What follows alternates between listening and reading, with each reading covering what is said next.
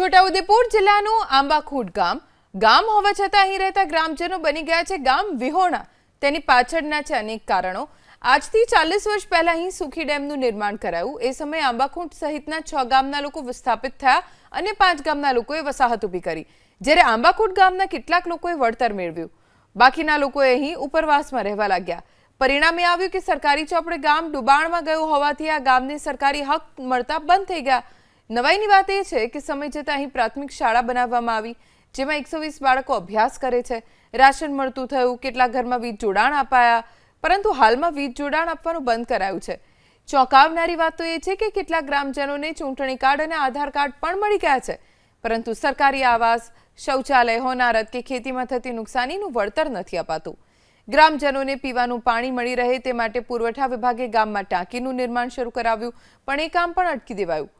આ વિસ્તારના ધારાસભ્ય રાજેન્દ્ર રાઠવા પણ માની રહ્યા છે કે આંબાખૂટ ગામના લોકો લોકસભા અને વિધાનસભાની ચૂંટણીમાં મતદાન તો કરે છે, પણ તેમને જન્મમરણના દાખલા નથી મળી રહ્યા।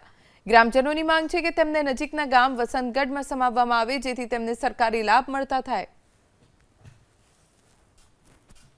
અમે છેલ્લા 1985 થી ઉપરવાસ રહીએ છીએ। અમારી જમીન સુખી જળાશયના હાઈ લેવલથી ઉપરમાં ખુલ્લી રહેતી જમીનમાં અમે વસવાટ કરીને અમે રહીએ છીએ।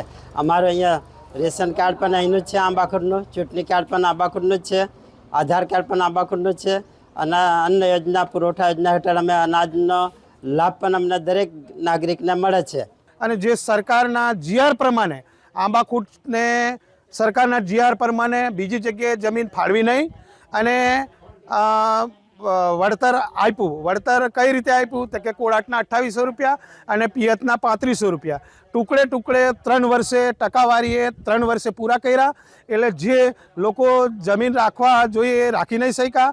એકવાર ડેમ સિંચાઈ માટે અમે સંપાદિત કરેલી હોય તેને પરત આપી શકતા નથી। હાઈકોર્ટના રૂલિંગ અને સુપ્રીમ કોર્ટના રૂલિંગની વાત અમને કરી હતી, અને આ વાતને લઈ અને એ ગામના જે તે લાભાર્થીઓને તમે પૂછી શકો છો। મેં એવું એમને કીધું છે કે ભાઈ આટલું છે, અને જે 20-25% લોકો HFLની ઉપર રહેતા હોય એ લોકો કોર્ટમાં પણ જઈ શકે।